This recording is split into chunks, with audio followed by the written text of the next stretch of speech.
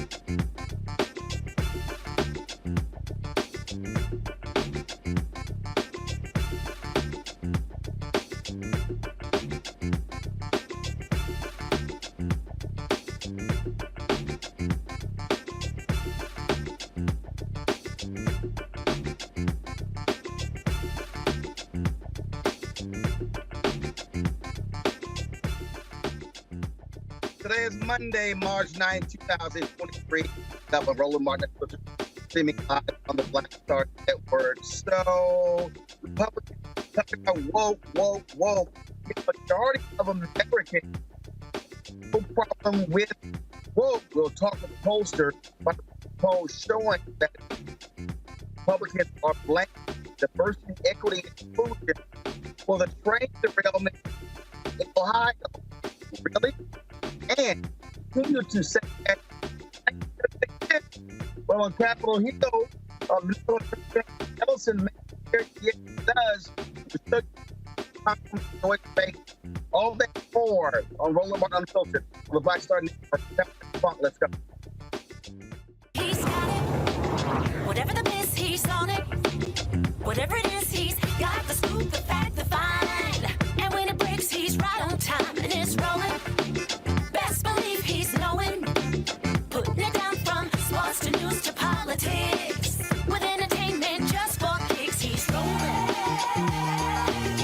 It's on go, y'all. It's Roland Martin, rolling with Roland now. He's funk, he's fresh, he's real, the best, you know he's Roland Martin now.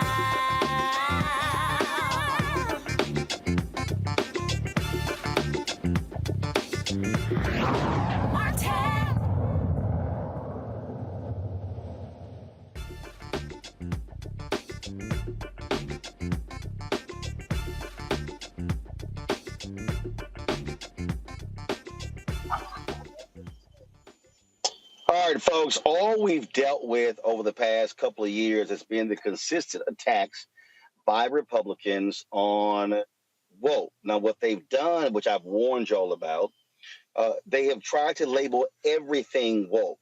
Woke basically is the N word for them. And so when critical race theory, they want to put everything under the woke banner as a way to attack diversity, equity, and inclusion.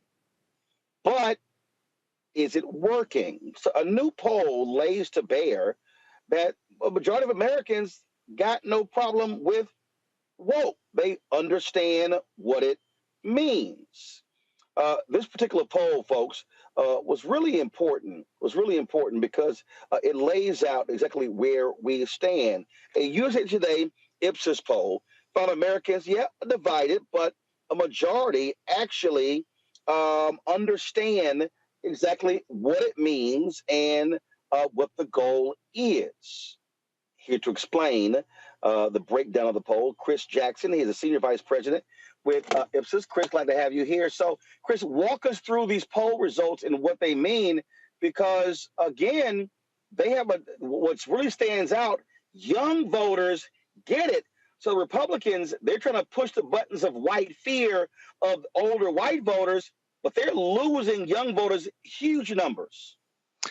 Yeah, I think what this poll shows is that for most Americans, this is a little bit of a sideshow. For most people, they're focused on practical concerns like how are they going to pay their bills? How are they going to get their kids to school?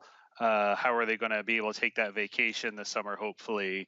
So the whole woke scare or the woke politics scare, it doesn't seem like it's necessarily broken through to a majority of Americans. Indeed, our poll finds that only about half of Americans consider themselves familiar with the term. Most, the equal numbers say that they're unfamiliar. They don't really know what it means. And then when we ask a little bit more detail, if they would consider it to be an insult or compliment, we see Americans are sort of roughly divided, about 40% saying they'd say it's an insult, 32% saying a compliment, about 20% saying they don't know what it means. And then when sort of given statements to sort of say, okay, well, what does it mean to you? The majority, 59%, say that it means to be informed, educated, or aware of social injustices, versus the sort of Republican framing to be overly politically correct and police others' words. So what we're seeing is that most Americans aren't really engaging, and in that sort of lack of knowledge, people can sort of put in whatever they want into that term. And indeed, you see people like Florida Governor Ron DeSantis putting very negative spin on the term woke, and people are responding to that. But just given sort of the word themselves to answer woke, we do see that most Americans actually defer to a more positive understanding of the word. And yes, just like you said, there's a big difference by age, with younger people much more positive about the term, much more familiar with the term than older Americans who are less aware, less familiar, and also more negative about it, I think, sort of based on that unfamiliarity, fear sort of connection. And if Democrats are smart, they will understand that and recognize that they did incredibly well with young voters in 2022. Young voters are increasingly turned off by Republican attacks, the whole issue with culture. And so, frankly, if you're Democrats, they should be leaning into that and really targeting those voters, because if they get them to turn out, they can sweep elections. If they are so focused on trying to capture these older white voters, trying to reclaim Reagan Democrats, look, you're going to be caught in the culture wars, and you're playing right into the hands of Republicans. And so I think the focus for if you're progressives on those young numbers. Yeah, I think one of the things that this poll illustrates, and a number of other polls that we've done on similar topics, is that it's actually a very small sliver of the population that cares strongly about these issues. The large majority of the population are relatively agnostic on the topic. And indeed, it is something like 10, 15% that is opposed to sort of the concept of woke, that sort of sees it very negatively, that feels that sentiment very strongly and is driving that. And then there's a larger group that's sort of just responding to the rhetoric, right? They're just, oh, well, that sounds bad, I don't like it, but they don't really know anything about it. And I think on the Democratic side, there's a sort of a smaller cohort of younger people who do care strongly about the issue, and then a larger cohort of Democrats who aren't really as clued in, because again, they're focusing on sort of those kitchen table issues, paying their bills, things like that. Because honestly, for most Americans are actually really practical in their day-to-day lives, and are not, getting all spin up about words and concepts. But the realities underneath those do matter, right? So we see, for instance, Americans aren't as concerned about woke politics, but they are concerned about police violence and injustice towards Black and Brown Americans. So there is a little bit of push-pull in sort of how people understand these things, and the words really do matter when it comes to how people will respond when presented with these concepts. All right, Chris, if folks want to get more detail on this poll, where should they go? You can find it on our website, IPSOS.com, or on USA Today's website, usatoday.com.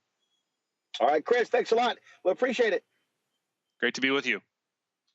Folks, we come back. We're going to talk about Republican attacks on DEI on Capitol Hill, how they act as if discrimination doesn't exist. All of this stuff, folks, is all important, because who are they really targeting? You. They're targeting Black voters. We'll unpack that next right here. Roland Martin Unfiltered on the Black Star Network. Don't forget, download the Black Star Network app, Apple phone, Android phone, Apple TV, Android TV, Roku, Amazon Fire TV, Xbox One, Samsung Smart TV. And folks, we really need your economic support. We've got to raise, hit our monthly goals this month in order for us to continue doing what we're doing. We're in the fight for advertising dollars, but they're not supporting us the way they should. Your dollars are critical. And so what I'm going to do today, every person who gives to us via Cash App, PayPal, Venmo, Zelle, I'm going to shout you out. A bunch of you have sent checks and money orders. I'm going to read some of those names as well. So anybody who gives during the show, I'm going to give you a live shout out. Check and money orders, go to P.O. Box 57196, Washington, D.C., 20037-0196. Cash App, $RM Unfiltered. PayPal is R Martin Unfiltered. Venmo is RM Unfiltered. Zelle, Roland at RolandSMartin.com. Roland at RolandMartinUnfiltered.com. And of course, get my book, White Fear, How the Browning of America is Making White Folks Lose Their Minds. Available at all bookstores, Barnes & Noble, Amazon, Target. You can also download a copy on Audible. We'll be right back. On the next Get Wealthy with me, Deborah Owens, America's Wealth Coach, we've seen the headline. Major tech companies laying off. Google, Facebook, Twitter, just to name a few, and tens of thousands have been laid off as a result. On the next Get Wealthy, we take a look at what it means to recession-proof your career in tech. Joining me will be Kanika Tover, and she's going to be sharing exactly what you need to do to turn anxiety into achievement. Shifting our mindset to thinking that only opportunities exist in big tech is something that we're going to have to shift fast, because there's so many opportunities that are out there that we have to change the way we were thinking about our careers. That's right here on Get Wealthy, only on Black Star Network. A lot of these corporations or people that are running stuff push black people if they're doing a certain thing. What that does is it creates a butterfly effect of any young kid who, wants to leave any situation they're in, and the only people they see are people that are doing this. So I gotta be a gangster, I gotta shoot, I gotta sell, I gotta do this in order to do it. And it just becomes a cycle. But when someone comes around and is making they don't want to push it or put money into it. So that's definitely something I'm trying to fix too, is just show there's other avenues. You don't gotta be a rapper, you don't gotta be a ball player, you can be a country singer, you can be an opera singer, you can be a damn whatever, showing the different avenues. And that is possible, and it's hard for people to realize it's possible until someone does it.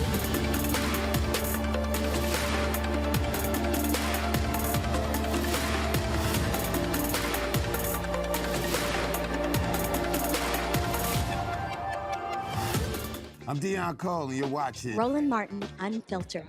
Stay woke.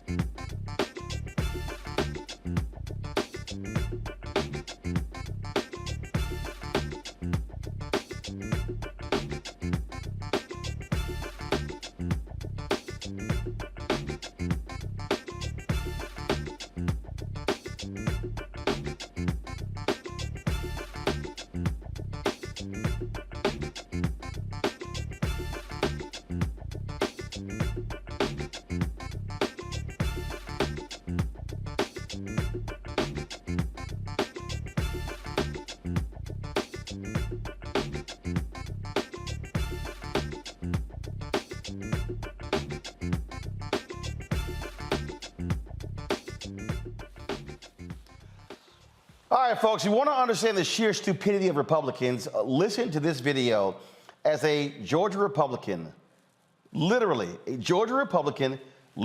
blames diversity, equity, and inclusion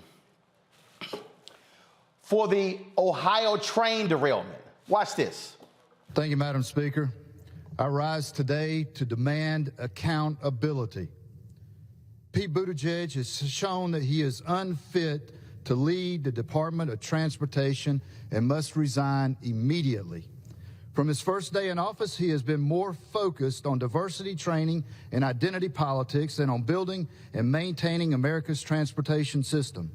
He has abandoned his department's mission of improving safety, technology, and efficiency of our infrastructure in favor of promoting diversity, equity, and inclusion initiatives.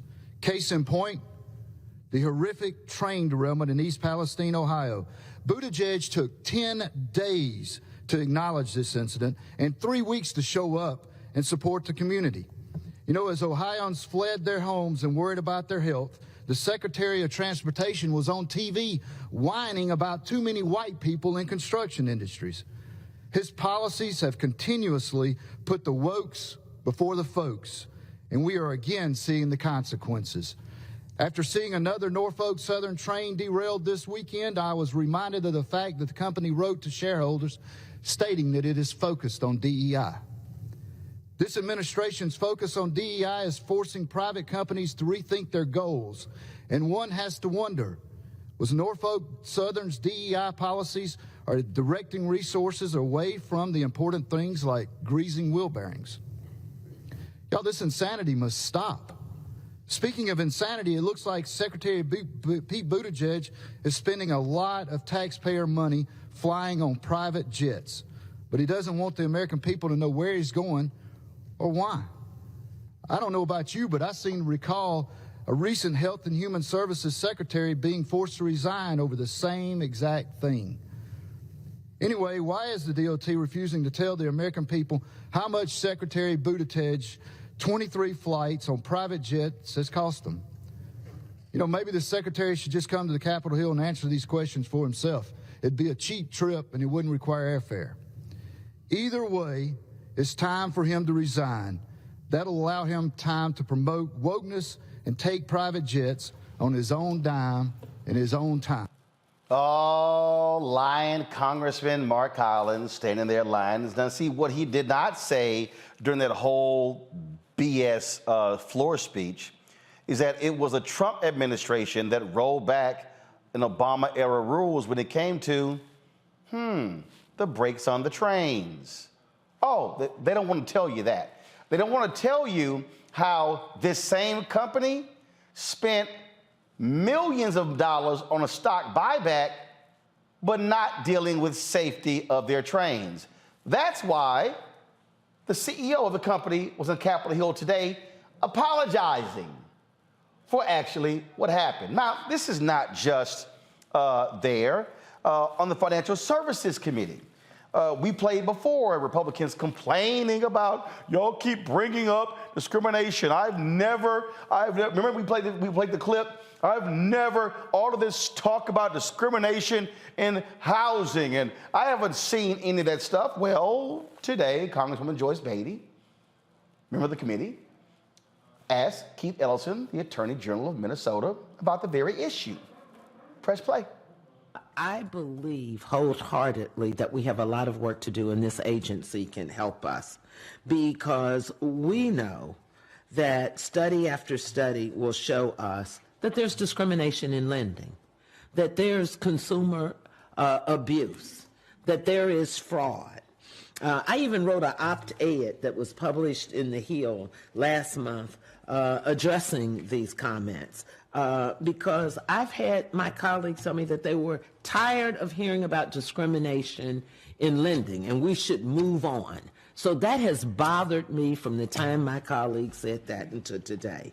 So Attorney General Ellison, as part of the CBCF's mandate, is to root out unfair, deceptive, and abusive practices. The agency last year authorized that this also extends to unfair discrimination as well. Can you address the allegations that discrimination does not exist in financial services, and tell us why you think it's critical that the agency should protect our consumers to combat these harmful practices?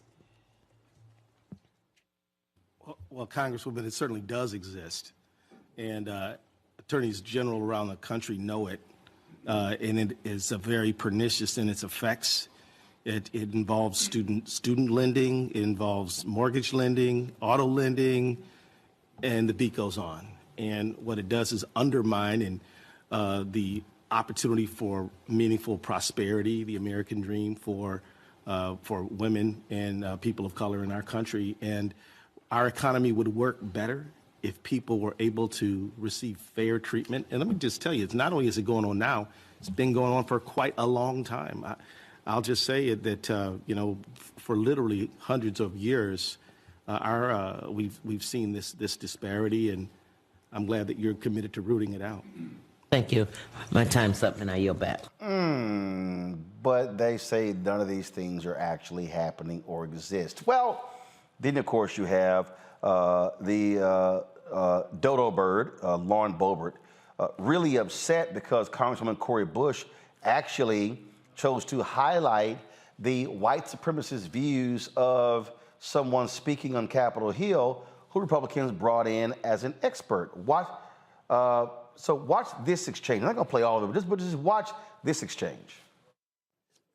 Thank you so much, Mr. Chairman.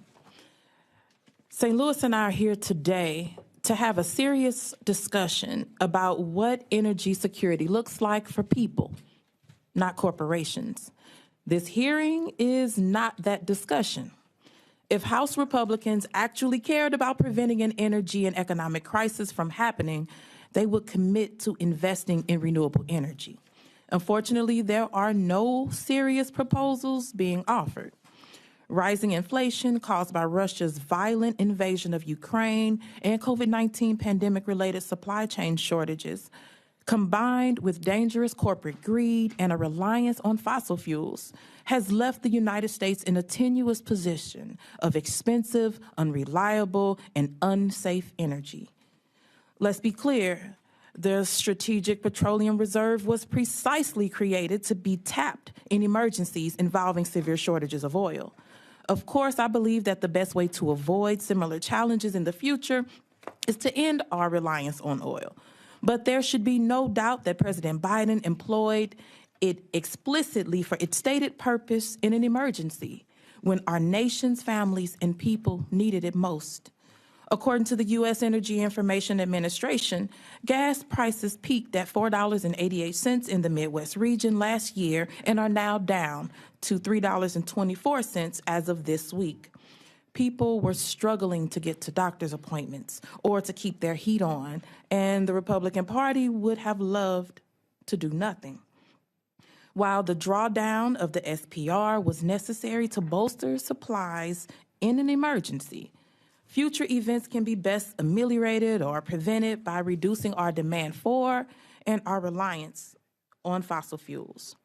But my Republican colleagues have unironically invited for-profit think tank and oil titans whose expertise is in maximizing profits, especially at the expense of our Black, our brown, and our indigenous neighbors' health, safety, and well-being. One of these so-called energy experts is a philosopher who has previously espoused white supremacist views. For instance, in his 2000 college newspaper, he wrote, quote, "The African and American Studies Department has 23 classes.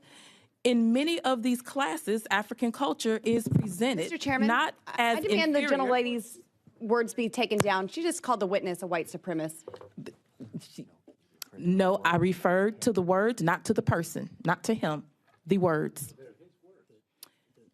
The gentlelady is referring to the witness's statement and referred to him as a white supremacist. I would like a parliamentary inquiry into having the woman's words taken down. The chair recognizes Congresswoman Boebart. Thank you, Mr. Chairman. I would like a parliamentary inquiry into taking down the gentlelady's words, the ranking member's words, for insinuating that our witness made white supremacist statements using his words. Okay. The chair cannot take down words that are directed toward a witness, only to other members. All right. The chair recognizes Ranking Member Bush to continue her opening statement.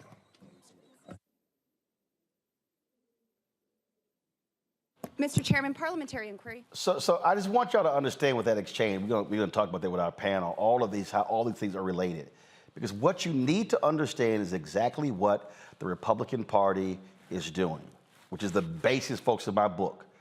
Their entire strategy hinges on angering white voters, getting them all fired up, instilling fear in them. Oh, the scary black people and the scary Latinos and the Asians, they're coming after us. And what we need to understand is not to get caught playing their game and being on defense, but going on offense. We'll explain that after we come back on Roland Martin Unfiltered on the Black Star Network.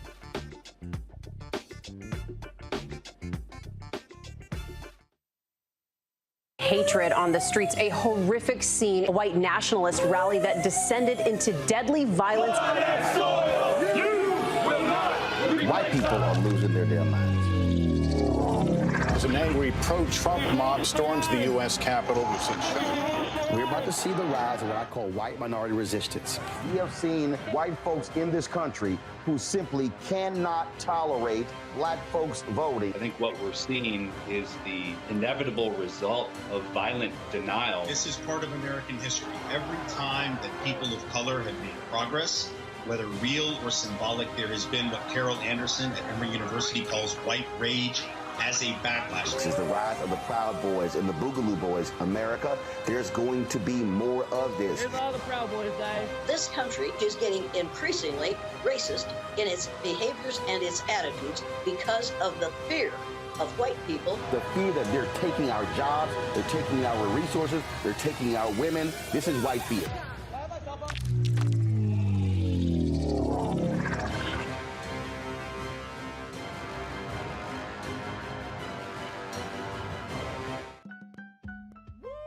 We're all impacted by the culture, whether we know it or not. From politics to music and entertainment, it's a huge part of our lives, and we're going to talk about it every day right here on The Culture with me, Faraji Muhammad, only on the Black Star Network.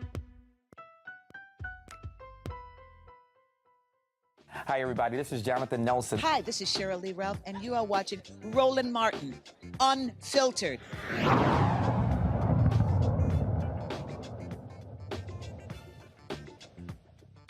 All right, folks, let's bring in our panel. Dr. Greg Carr, Department of Afro-American Studies at Howard University. Reese Colbert, founder of Black Women Views. Also, Erica Savage, founder of the Reframe Brain. So the thing here the reason I'm sort of methodically laying these things out, Reese, is because when, one, black folks who watch the show, or black people out here who are running their mouths, who listen to idiots who talk about not voting, need to understand that the strategy these people are trying to execute actually works.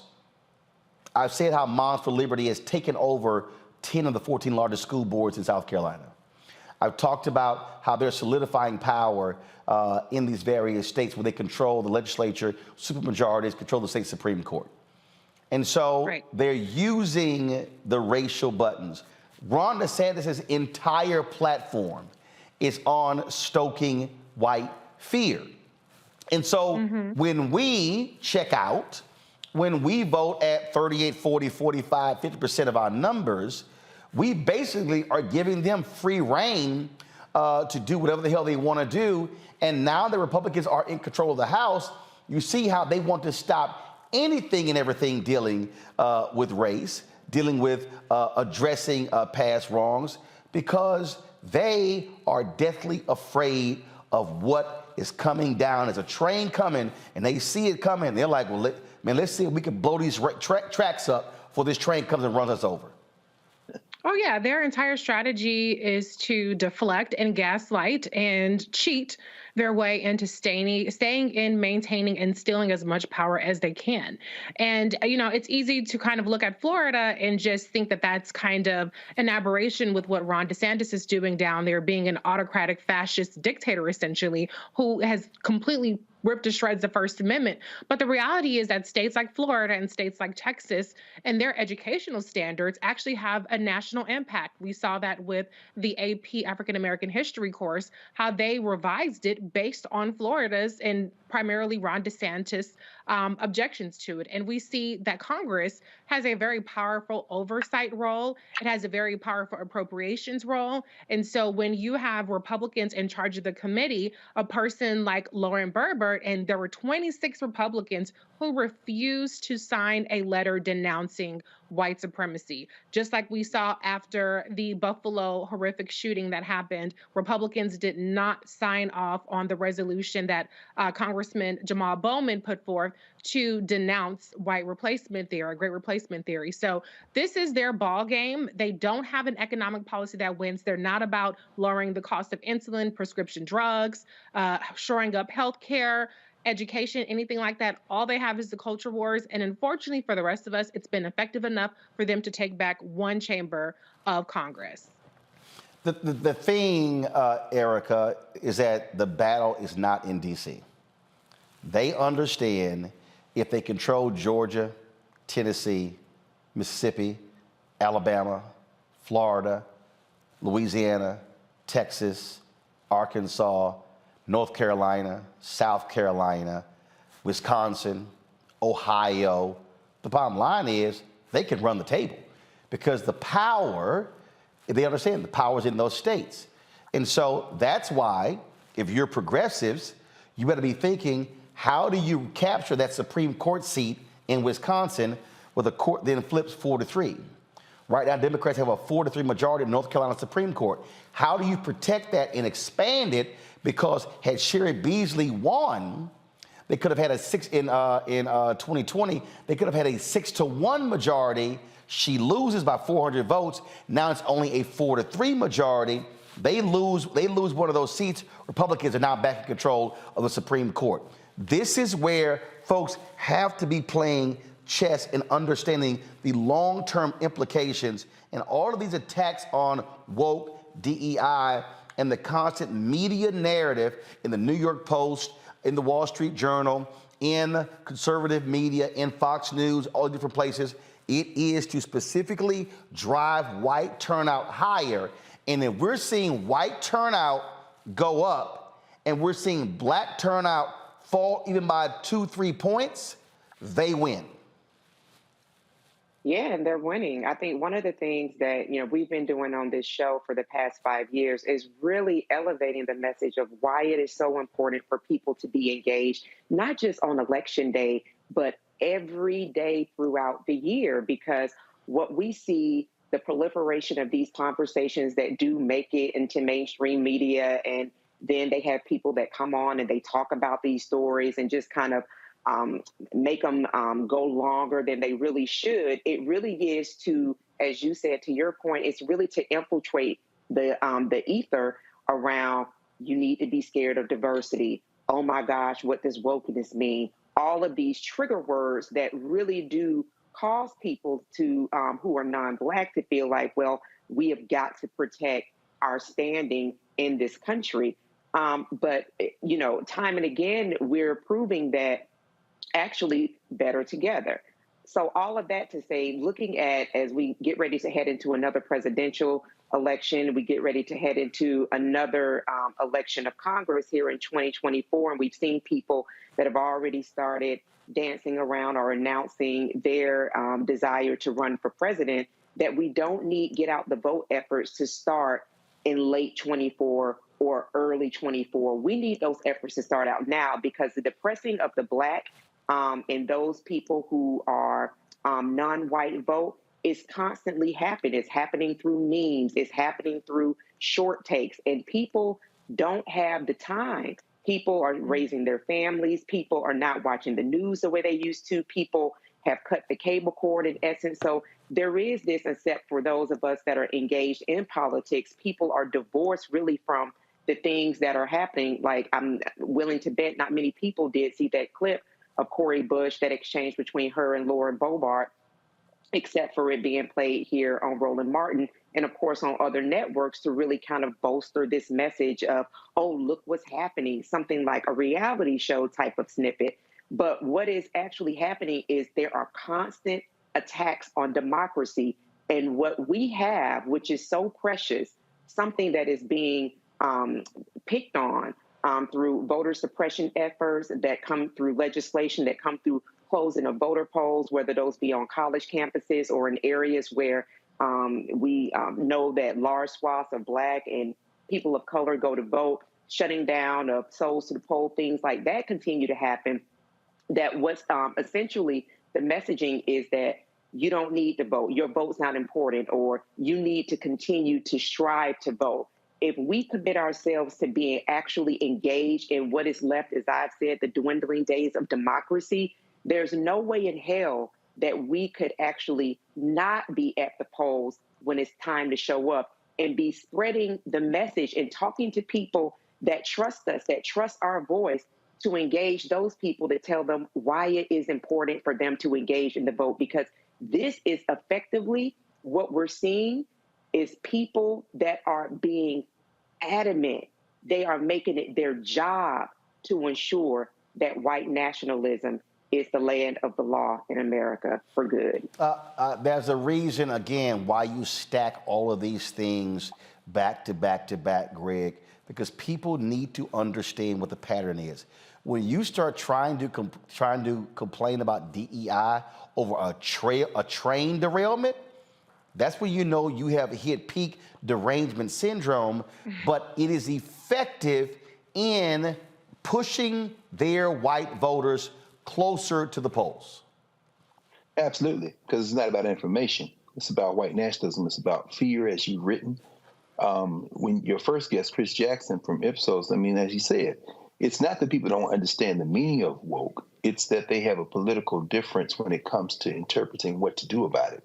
As W.E.B. Du Bois said in Atlanta University after the 1906 Atlanta White Riot, he said, I thought the world was thinking wrong about race. Then I saw the black man's knuckles in the window of a butcher shop where they had lynched him, and I realized this wasn't about facts. This wasn't about truth. This is about raw power. Mike Collins, a white nationalist from the 10th Congressional District in Georgia, Mike Collins, who put $500,000 of his own money in the race that he won over Tabitha Johnson Green, a black woman registered nurse in that district. By the way, there are 570,000 or so people registered to vote in the 10th Congressional District in Georgia, and he beat Tabitha Johnson Green by 90,000 votes, but he beat her like 198,000 to 109,000, meaning what? Most people didn't vote. Again, underscoring what you said. If we come out to vote, Tabitha Johnson Green would be there instead of a man with a trucking company. The Department of Transportation found 30% of his trucks didn't function. So he's bought and paid for a shill for the corporates. He never talks about corporate greed. He never talks about deregulation, as you said, and he's there spewing his ignorance for that reason. This isn't about, this is not whether you understand that. It's about white nationalism. Bobo, of course, who won her election in the Colorado 3rd by 550 votes out of 160, almost 169,000 cast. If a few more people had gone and voted, we wouldn't be seeing Bobo. Bobo was talking to, of course, Congresswoman Bush, and she was trying to support Alex Epstein, who was a white civilizationist. Epstein's remarks that Congresswoman Bush was talking about basically say that Western civilization is superior to African civilization and all other civilizations. And of course, he's right. He's right if you're a white nationalist. And so when Bobo, who can't spell the word civilization, probably can't spell Alex or Epstein, and might have a problem with her own last name, if it weren't tattooed somewhere, probably on the small of her back, is not trying to demonstrate intelligence. She's trying to demonstrate raw power, finally underscoring the point that you're raising, Roland. This is about raw, naked power, and it requires a response that is grounded in raw, naked power. Organizing, voting, demonstrating, protesting, supporting our institutions, and overwhelming these people, because you're not going to win an argument based on the facts. You're going to win an argument based on power. Mm-hmm. Folks, we're going to go to a break. We're going to finish this topic when we come back. And again, why am I laying these pieces down as if we're laying bricks on a road? Because trust me, everything that you're hearing us talk about, you're going to see in 2024. Everything. You're going to see these attacks in ads. You're going to see these attacks on social media. And it's going to be in every single issue. It's going to be in the issue of crime. It's going to be in the issue of resources.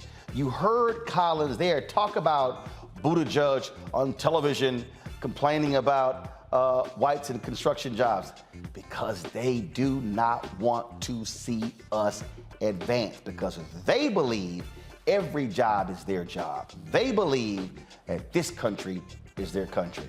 You're watching Roland Martin Unfiltered on the Black Star Network. Next on The Black Table with me, Greg Carr. We featured the brand new work of Professor Angie Porter, which, simply put, is a revolutionary reframing of the African experience in this country. It's the one legal article everyone, and I mean everyone, should read.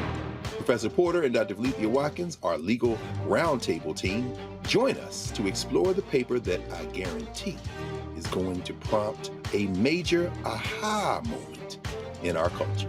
You crystallize it by saying, who are we to other people? Who are African people to others?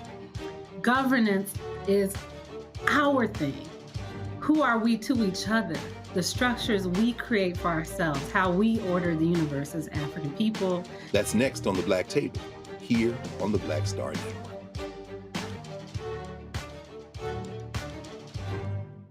On the next, A Balanced Life with me, Dr. Jackie, just who do you think you are? And maybe more importantly, who is it that you think you're trying to please? The answer to that second question is really wrapped up in the first. Think about that, being the true, authentic you, no matter the circumstance. But we learn the art of forgiveness, not only of forgiving one another, but forgiving ourselves. And we also learn how to love ourselves so that we can love each other. That's next on A Balanced Life, here on Black Star Network. I'm Deborah Owens, America's Wealth Coach, and my new show, Get Wealthy, focuses on the things that your financial advisor and bank isn't telling you, but you absolutely need to know. So watch Get Wealthy on the Black Star Network.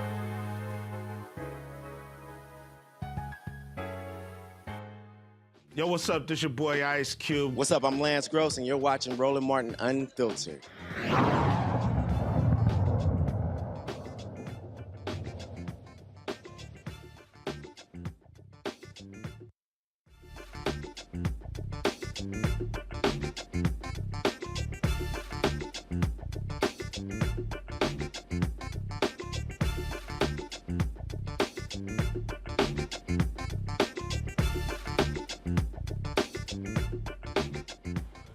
So you might recall when we talked about Christopher Rufo and targeting of critical race theory.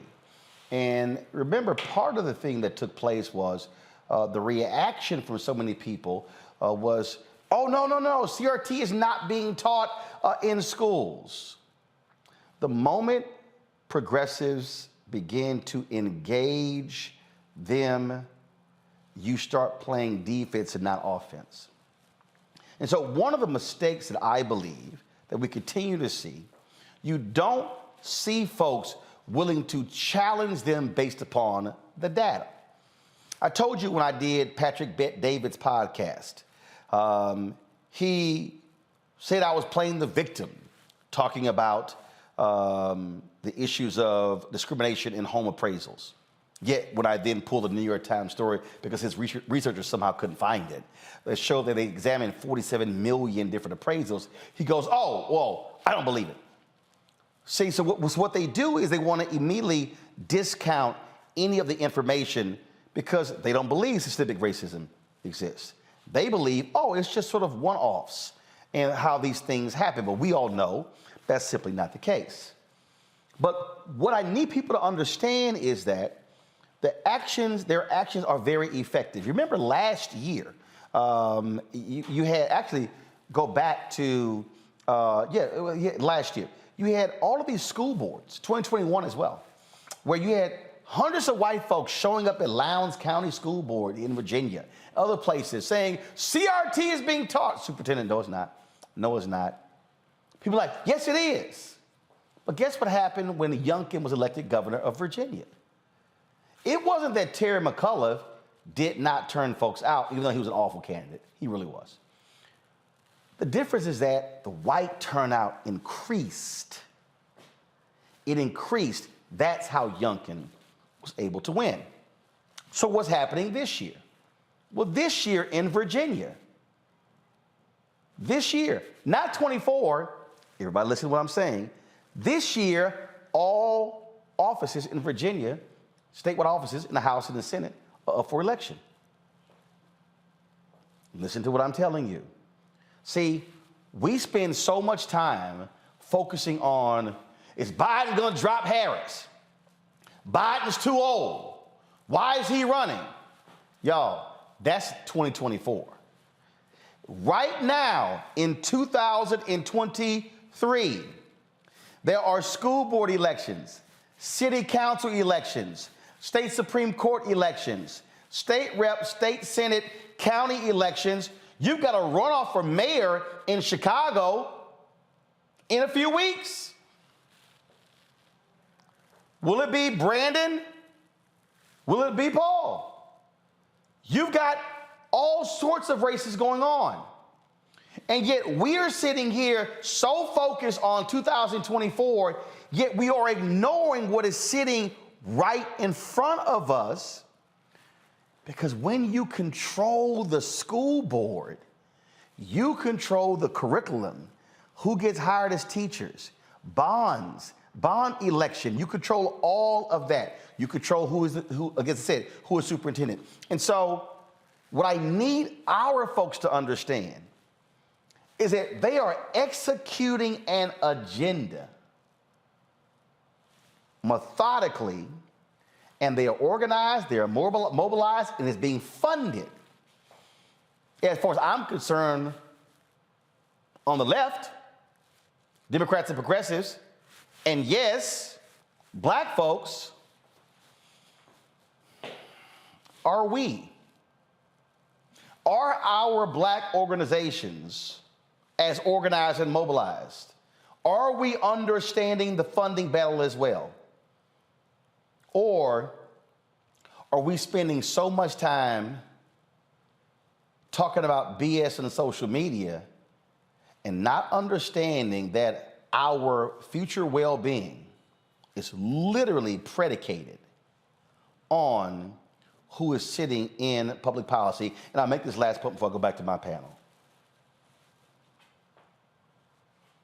Play the Mike, and I want y'all to listen to it. Play the Mike Collins clip again, because I need you to understand what he's really trying to say in this clip. Play it and we'll break it down. Thank you, Madam Speaker. I rise today to demand accountability. Pete Buttigieg has shown that he is unfit to lead the Department of Transportation and must resign immediately. From his first day in office, he has been more focused on diversity training and identity politics than on building and maintaining America's transportation system. He has abandoned his department's mission of improving safety, technology, and efficiency of our infrastructure in favor of promoting diversity, equity, and inclusion initiatives. Case in point, the horrific train derailment in East Palestine, Ohio.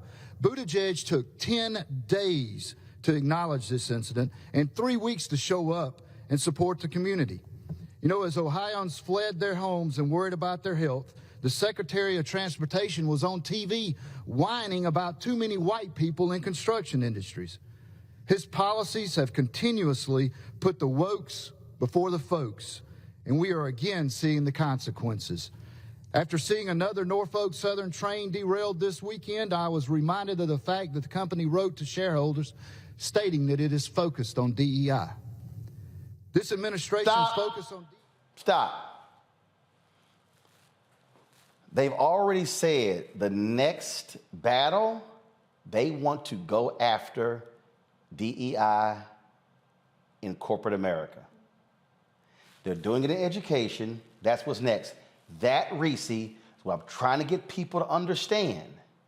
They do not want to see an increase in contracts. They do not want to see focuses on who's being hired. So they're attacking it in education. They're using their power in the state legislature by controlling the state schools. The next focus for them is going to be in corporate America. Oh yeah, absolutely. I mean, we've seen it already under the Trump administration, and again what Ron DeSantis is doing and we saw it also in Georgia with Brian Kemp, where we see these government officials pushing back on corporations that try to have a corporate responsibility, social responsibility aspect to their portfolio. And so the problem is not that just that, these white supremacists, white nationalists don't want Black people to be equal or equitable. They want us to have absolutely nothing. That's really the problem. And so this is about stripping away our citizenship when it comes to women, our autonomy, our bodily autonomy, a number of things. And so people should absolutely take these very chilling warnings seriously. But unfortunately, much of the country is asleep at the wheel. Erica and Greg, I want people to go to ProPublica. They have a story about Leonard Leo. He, of course, was the architect behind the Federalist Society, getting Republicans to have a 6-3 majority of the Supreme Court. Remember, that was a conservative billionaire who essentially gave $1.3 billion of his fortune to Leo to spend however he wants to. And here's what they're doing. ProPublica has his story on inside the private and confidential conservative group that promises to crush liberal dominance. So what they're trying to do is what they've done with the Federalist Society, Erica, they now want to infiltrate every other aspect, Silicon Valley, Wall Street, media, tech, to drive these young conservatives, young hardcore conservatives to be in these institutions as well. That is the plan, their plan of action. Oh, yeah. I mean, we're talking about the Heritage Foundation that if anybody is in Congress and they're a Republican, they keep a scorecard on you. These institutions, so to speak, definitely heavily influence and guide those people that serve people, but have to serve per their guidelines. When you listen to Mike Collins, and I thought about this last time when he said woke versus folk, when you hear people talk about liberal, it's really a way to really talk negatively, disparagingly about Black people. And as Reese said, even though we are in the time of much social media, there seems to be so many things that are going on that are modernized. There is a school of thought that has not ever left this country. And Ralph Ellison famously said it, there are few things in the world as dangerous as sleepwalkers. Just because we are in the year 2023 does not mean that the holding thought of Black people, of people of color, and women being property, being property, and also being ways in which to build upon, to move up another group, that thought has not left. And so all of these challenges that we're seeing wrapped up in language made to be more suave, sort of a sense. They're finessing it maybe differently, but it's the same game. I got to go to a break. Greg, I'm going to get your comment on the flip side. We're also going to talk about, with Erica Alexander, about, again, the fight for reparations as well. I'm trying to tell you, folks, if you think these folks are playing, they're not. They are well-funded, and they're focused to attack everything that deals with our advancement. You're watching Roland Martin Unfiltered on the Black Star Network. When you talk about Blackness and what happens in Black culture, we're about covering these things that matter to us, speaking to our issues and concerns. This is a genuine people-powered movement. There's a lot of stuff that we're not getting. You get it, and you spread the word. We wish to plead our own cause. Too long have others spoken for us. We cannot tell our own story if we can't pay for it. This is about covering us. Invest in Black-owned media. Your dollars matter. We don't have to keep asking them to cover our stuff. So please support us in what we do, folks. We want to hit 2,000 people, $50 this month, raise $100,000. We're behind 100,000, so we want to hit that. Y'all money makes this possible. Check some money orders. Go to P.O. Box 57196, Washington, D.C. 20037- 0196. The Cash App is $RM Unfiltered. PayPal is R Martin Unfiltered. Venmo is RM Unfiltered. Zelle is Roland at RolandSMartin.com. We're all impacted by the culture, whether we know it or not. From politics to music and entertainment, it's a huge part of our lives, and we're going to talk about it every day right here on The Culture with me, Faraji Muhammad, only on the Black Star Network. I'm Deborah Owens, America's Wealth Coach, and my new show, Get Wealthy, focuses on the things that your financial advisor and bank isn't telling you, but you absolutely need to know. So watch Get Wealthy on the Black Star Network.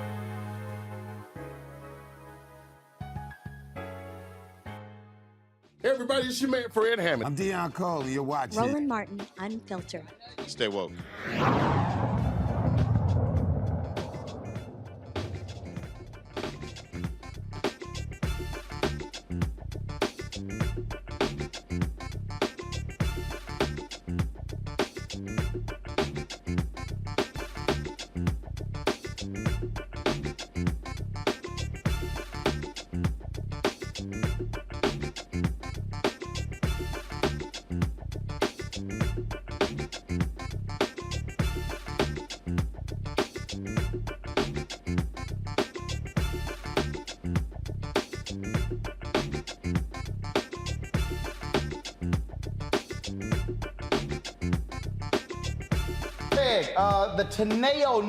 The Teneo Network, that's what this thing is called, that they are funding. And again, it's the networks of conservatives that can roll back liberal influence. Go to my iPad, please. In Wall Street and Silicon Valley among authors and academics, with pro athletes and Hollywood producers. It is a fairless society for everything. That's their goal. Yeah, absolutely. I mean, and Leonard Leo is the very well-known Comanche. The New York Times did an article back in October, I think it's the 12th of October, where they trace his influence, Vice President of the Federal Society, directly responsible. You go back to Jeff Toobin talking about Leo back as early as 2017. This activist who is, Toobin says, is responsible for, at that time, a third of the Supreme Court. Justice McDonald Gorsuch, because Leo and Mitch McConnell are very close. Also, Clarence Thomas, of course, whose wife, the insurrectionist, still runs around unimpeded. And John Roberts, you see the hand of Leonard Leo. Now, Leo's not a rah-rah kind of Trumpist. He's closer to McConnell because he knows he doesn't need to be very, very loud. In fact, I said John Roberts, I meant Sam Alito, the chef's kiss of white nationalism on the Supreme Court. In fact, Leo's name was attached to the dinner parties that Alito has hosted, and the accusations by some folk in the federal legislature, Democrats in particular, that these dinner parties may have been where the Hobby Lobby and Mississippi abortion case brief drafts were leaked. Leo has his fingers in all of this. And you're absolutely right, Roland. They're trying to overwhelm folk with money. The Corn Pone congressman from the Georgia 10th, Mike Collins, mentioned accountability. Well, this is one of your favorite subjects, Roland, and I know it's so funny, and I thought about it. Here's the number, 920. But let's add several zeros after that 920. $920,000. That's the PPP loan that Mike Collins, he of the jacked up trucking company where 30% of his trucks don't work. That's the amount that Mike Collins, Mr. Accountability, Mr. Eastbound and Down, rolling on and trucking out of the 10th Congressional District in Georgia. That's the amount that Mike Collins had in a PPP loan, which is your money and my money and our tax money, which was forgiven. So when they start talking about accountability, as Erica said, this is about crushing the spine of the public and stealing with both fists. And finally, to the point that you raised, Roland, and tonight, and are raising over and over again, when you start talking about theft at that level, we've gone past the question of truth, and we're dealing with raw power. They are financing a full spectrum war, and they have to because they realize that they're not having the babies, the demographics are changing, they're ginning up white fear, and they are making a last stand. And I say we roll over them like the ocean, because you can't negotiate with people like that. You got to roll over them and impose your will if you want the society to be different than the one they are dreaming in their fever dreams for you and for me and for all of us. So obviously, you already see, folks, you already see them attacking the Reparations Commission in California, and also, of course, the discussion happening there in San Francisco. There's a new documentary on PBS that deals with this. It's called The Big Payback. Here is the trailer. It should be cash payment. I think what they're offering us is an insult. How do you determine who's supposed to get it? Yeah, I don't think reparations for something that happened 150 years ago is a good idea. HR 40 is we're pushing very hard. There's been a lot of debate and discussion about the bill. This is a proposal for reparations for the institution of slavery. Yes. The institution of slavery has never gone away. Convict leasing, The oppression of voting. poll taxes, and racist GI bills. HR 40 is, in fact, the response of the United States of America long overdue. I get this call from a dear friend. He said, man, you know, we got a bad sister in Evanston, and she's pushing the reparations question strong. Redress for the Black community, for the nation. And so it was Alderman Simmons. You have become the visible face and the driving force of the Evanston Reparation Initiative. Some mornings I wake up and I feel like, wow, I'm a part of history. This is special. And then it's intimidating at the same time, because what if you don't get it right? The greatest hurdle is the political will to make it happen. And Alderman Simmons made it happen, gathering a lot of evidence, specifically implicating actions of the city. This program, as it is incomplete. I don't know why they would be given more status than any other group of people. People have been extremely nasty to me. You don't give them money and then tell them what they can do with it. You cannot pay my grandfather back. He's dead. Give us what we're due. I don't think it's going to go too far or anywhere.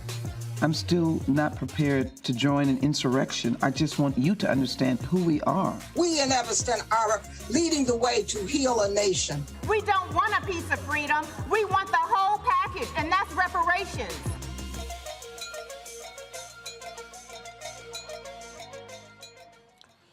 The co-directors of the documentary, Erica Alexander and Whitney Dow, they have been holding conversations, or plan to, at HBCUs across the country. These student-led conversations. One has already been held at Bennett. Glad to have both of you here. Erica, how do you think these discussions will actually change this conversation to move the ball forward? Well, thank you first, Roland, for being having us on, because you're in the movie and you help us make it and your power and credibility. I think that it'll help move it because, well, it's time. There's a lot of people talking about reparations. There are a lot of cities independently, locally doing initiatives around it. Obviously, our film focuses on Robin Lee Simmons, who passed the first reparations tax fund for Black residents in her city. But also, even before that, there's a whole movement that has been stymied and has had obstacles, certainly HR 40 in committee with Sheila Jackson Lee. But we're just trying to add, I guess, a conversational tool and debate to it so we can look at it with more information, because a lot of people talk about reparations but don't know anything about it. You know, Whitney, the thing that I've had these debates on the show numerous times, and at the outset of the show, I was talking about why, when you talk about public policy and why voting, those things are connected. And there are a number of people who say, cut the check or I won't vote. And I keep saying, but who do you think is going to cut the check? It's the policymakers. So it's sort of irrational to act as if you don't change the policymakers, then you're not going to get a change in policy.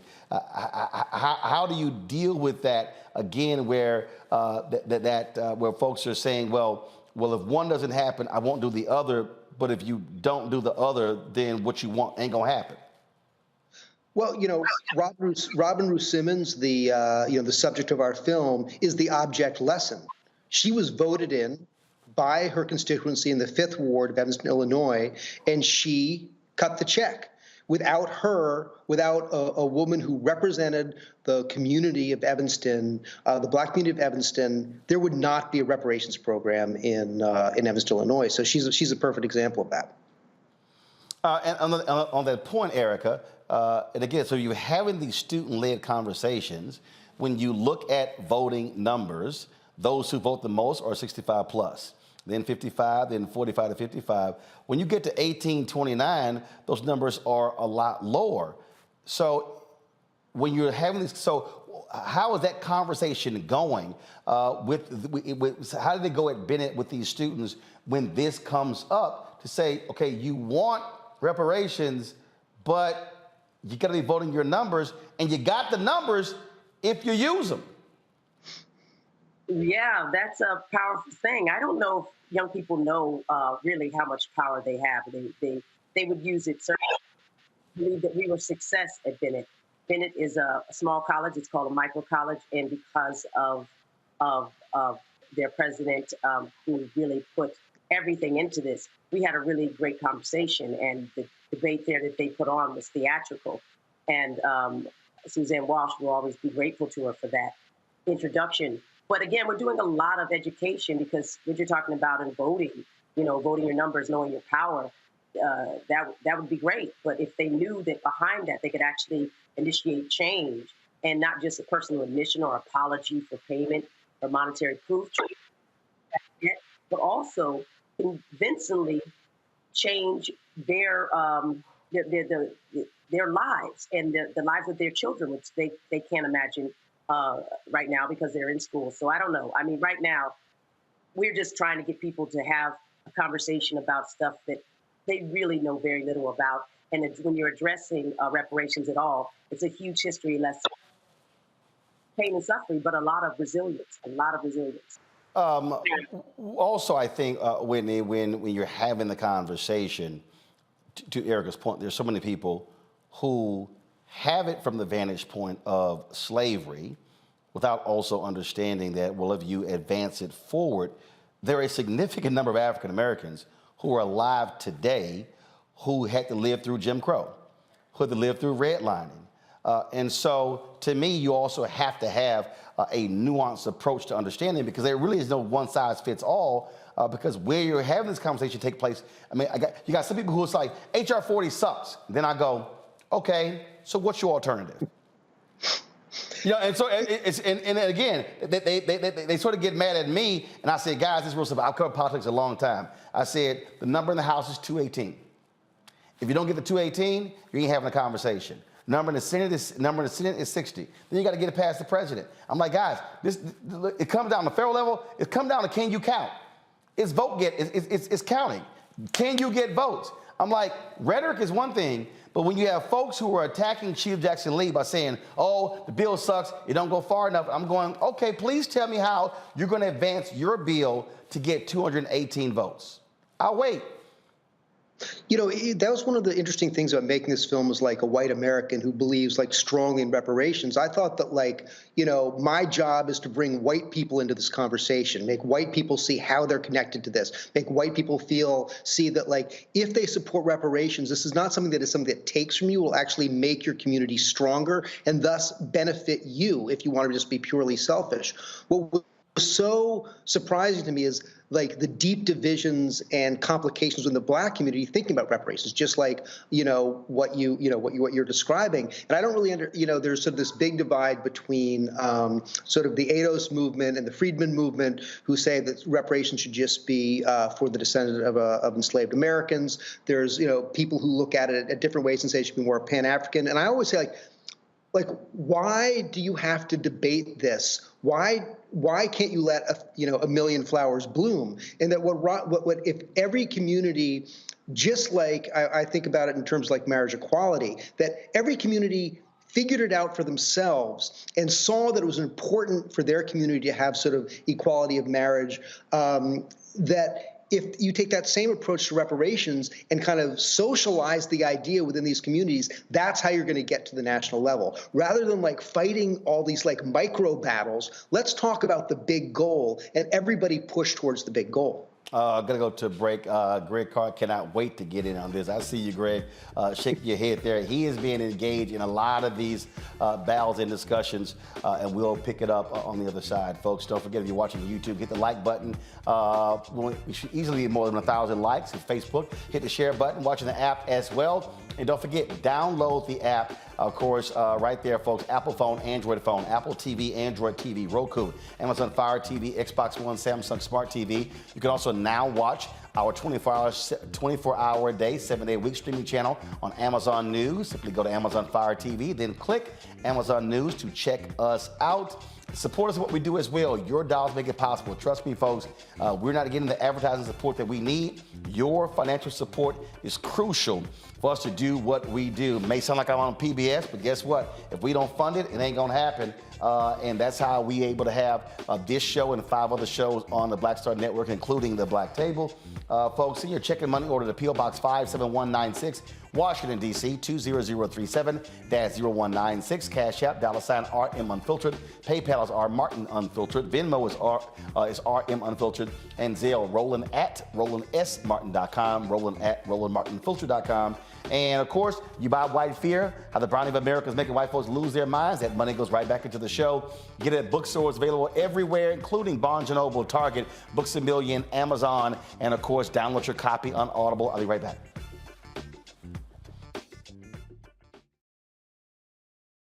A lot of these corporations or people that are running stuff push black people if they're doing a certain thing. What that does is it creates a butterfly effect of any young kid who, wants to leave any situation they're in, and the only people they see are people that are doing this. So I gotta be a gangster, I gotta shoot, I gotta sell, I gotta do this in order to do it.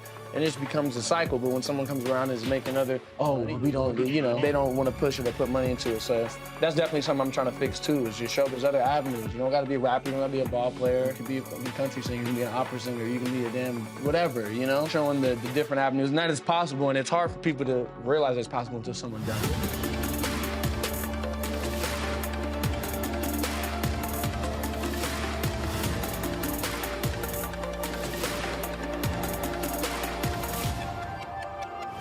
Black Star Network is here. Oh, no punch! I'm real revolutionary right now.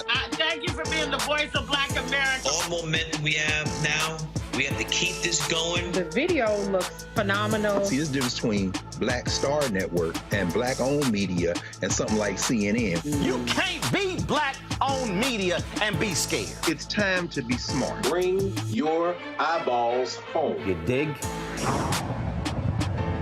Pull up a chair, take your seat at the Black Table with me, Dr. Greg Carr, here on the Black Star Network. Every week, we'll take a deeper dive into the world we're living in. Join the conversation only on the Black Star Network.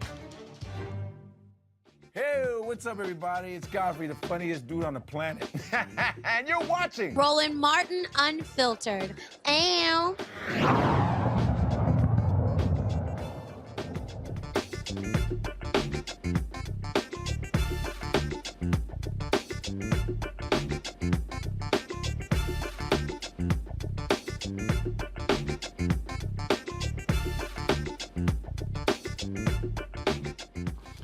The PBS doc is called The Big Payback. Whitney Dow, Erica Alexander, they're the co-directors. Greg Carr, I saw you shaking your head over there. I know you could not wait to get in on this conversation. Go right ahead.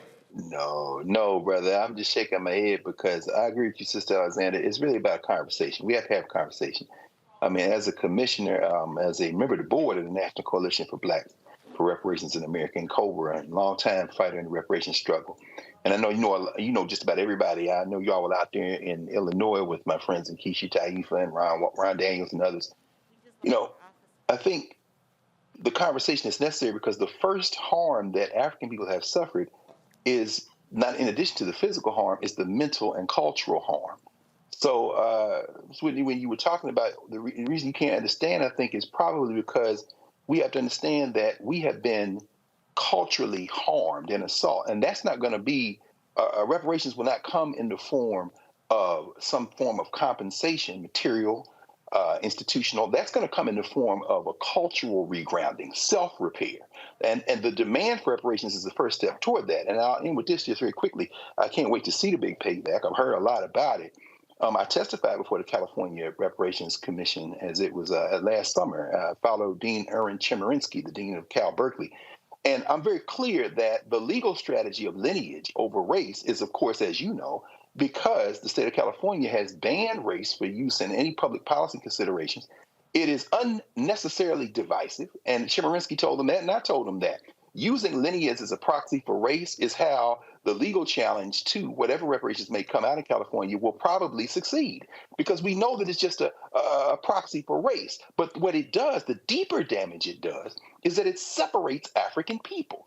I'm with you. 1,000 flowers should bloom. There's 12 gates to the city, as they say in the Bible. But at the local level, sure, let Ryan and them do what they're doing in Evanston. At the state level, whether it's California or other reparations efforts, other states. At the federal level, as Sandy Derry and them say, let's talk about a federal level approach. But the international level is what allows those local and federal and state levels anywhere to succeed. This is where the work of people like Hillary McBeckles and the coalition that is put together in the Caribbean. The CARICOM Reparations Commission is so important. When you cut yourself off from our common humanity, that's where you get in trouble. And this American descendants of slavery, I am not a descendant of slaves.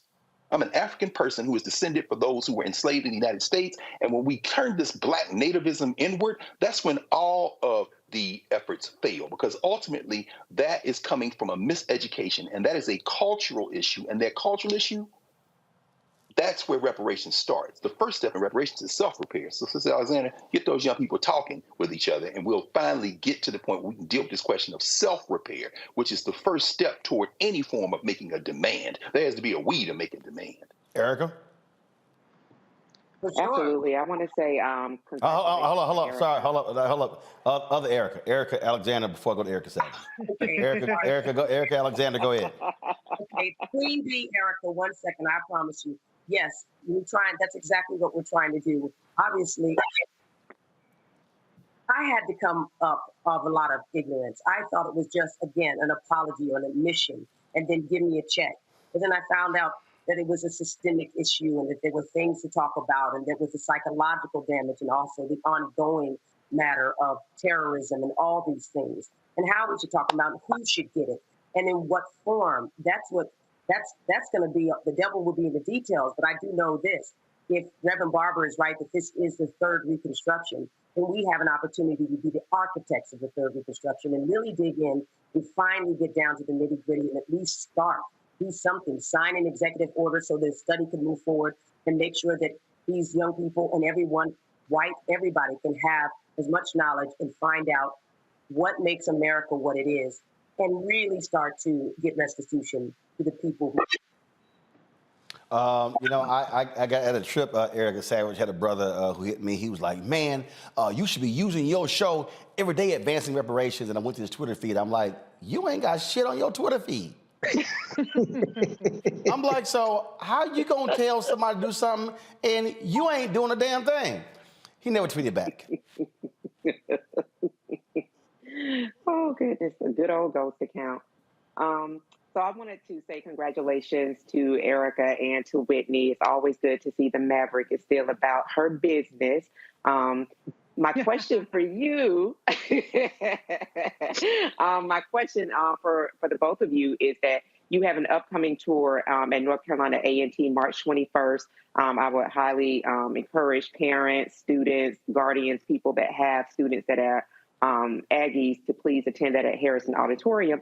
But you mentioned Bennett College. I believe that was your first stop. What has been the response of the students that you all have seen on your tour thus far? Has it been questions, listening, maybe not knowing what reparations is? What does that look like?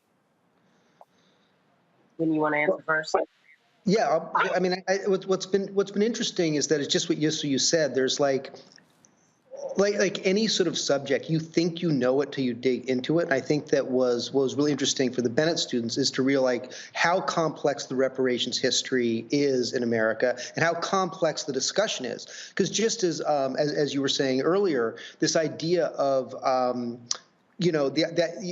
that I kind of take this position where what Robin did is she didn't parse the details of the reparations program. She said, let's all agree that it needs to be done. And I really feel like that's sort of like that's like the real starting point, that white Americans need to agree that this is something that needs to happen. We need to like agree to earmark the money. And if we spend the time hashing out all the little fights, we're not going to get there.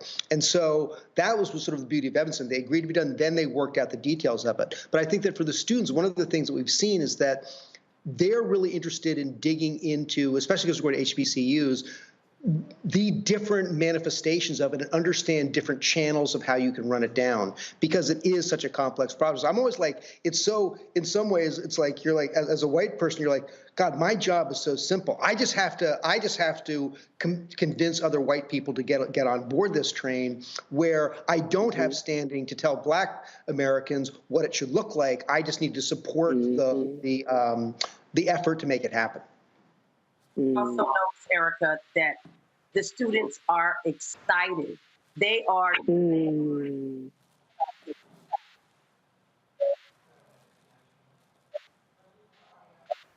Uh-oh. Yeah. Sorry, can you hear me? Yeah, we got you. Go ahead, Erica. Go ahead. We've got Ben & Jerry's, which is one of the few companies that actually comes out forcefully for reparations. It is a celebration. They're really excited, and they're approaching it as an opportunity to make history and be the generation that takes this on. So we are very gratified, especially Bennett. They put it out. They put out the dog. It was fantastic. Reese.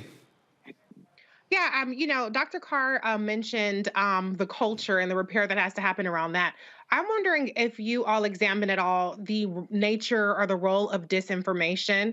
And as Roland mentioned earlier, you know, no reparations, no vote, things like that, and how that has impacted the attitudes. If you take, for instance, I looked at the California reparations bill, and the language to that is nearly identical to the language in HR 40, the federal legislation. But some of the social, or I should say, a lot of the social media discussion around HI 40 was to talk about how that wasn't adequate while simultaneously supporting the California bill. So I think that a lot of what we're seeing culturally is being manufactured, and it's being manipulated by some of these disinformation campaigns. So I'm just wondering if you saw that at all raise its head during the making of this documentary.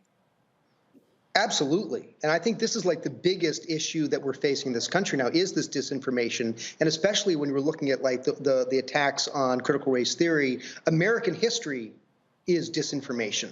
And the actual teaching of real American history is disinformation. So how can we possibly imagine that with the foundation of misinformation we have about who we are as a people, are we ever going to be able to have functional dialogues with each other about where we should be moving to? But I think especially what was so clear is that the people who were against it were constantly taking straw men that had nothing to do with the debate, that would take the focus off of moving the work forward. So you're going to be on various campuses. Let's see here, March 16th, Shaw University, North Carolina Central University. Let's see here, March 20th. Pull the schedule up there, folks. You're going to be on the campus of Johnson C. Smith University and Livingstone College on March 20th. St. Augustine's University, North Carolina A&T on March 21st. Fayetteville State University, Winston-Salem State University on March 22nd. And Elizabeth City State University on March 23rd. When does is the documentary already airing, or is it an air date? It's already airing. It's on PBS. It's already aired. It came out, debuted on Martin Luther King Day. We won't be going to Elizabeth City.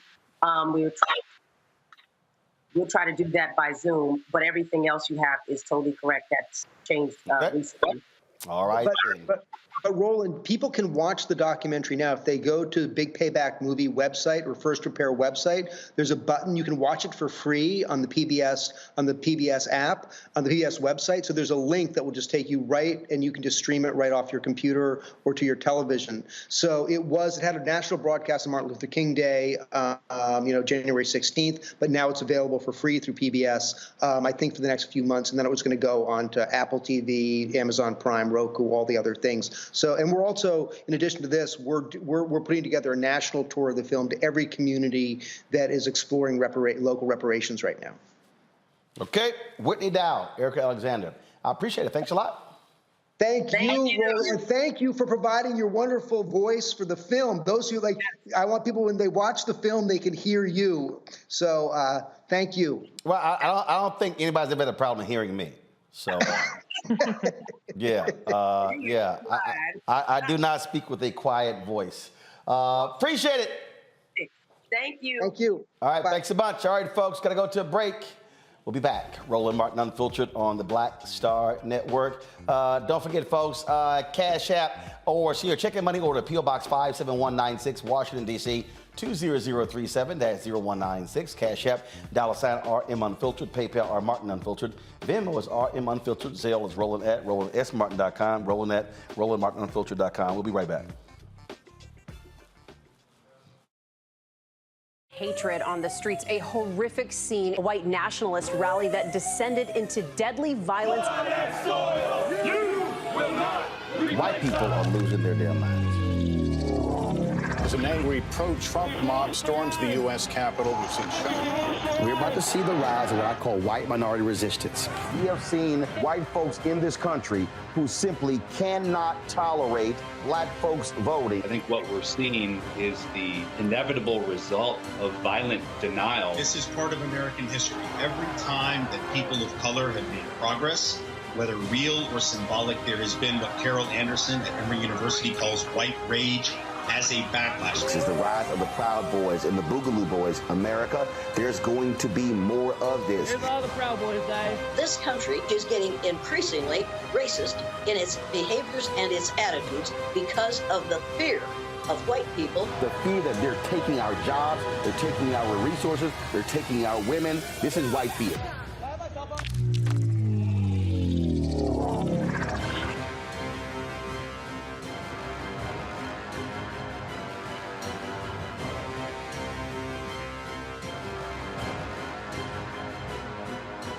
I'm Deborah Owens, America's Wealth Coach, and my new show, Get Wealthy, focuses on the things that your financial advisor and bank isn't telling you, but you absolutely need to know.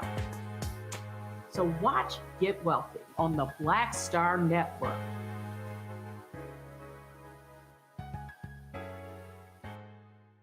What's going on? This is Tobias Trevelyan. Hey, I'm Amber Stevens-West. Yo, what up, y'all? This is Jay Ellis, and you're watching Roland Martin Unfiltered.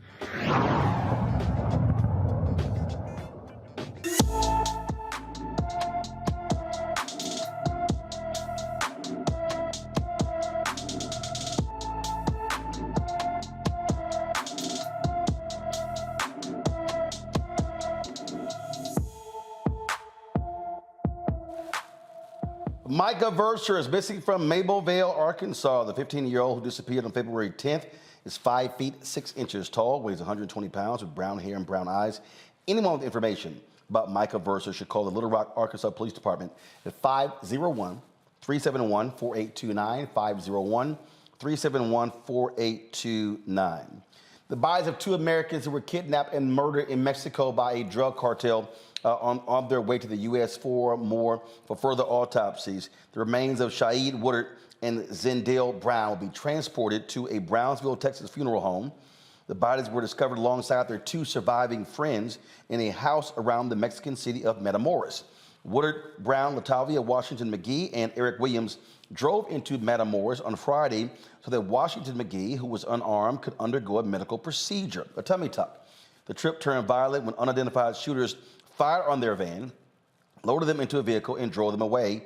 An innocent Mexican bystander, Woodard and Brown, were also killed. William was shot 3 times in the legs during the exchange. Now, this, folks, is right here. This is what happened last night. Go to my iPad, please. 5 men were found on a street in Mexico with this note attached to the window. And this was the Mexican drug cartel apologizing for the deaths, saying they do not kill innocent individuals, and literally turn these 5 individuals who are all bound over to police. Erica, I've never seen anything like this. Something tells me this drug cartel does not want massive American heat and Mexican heat coming down on them for these deaths.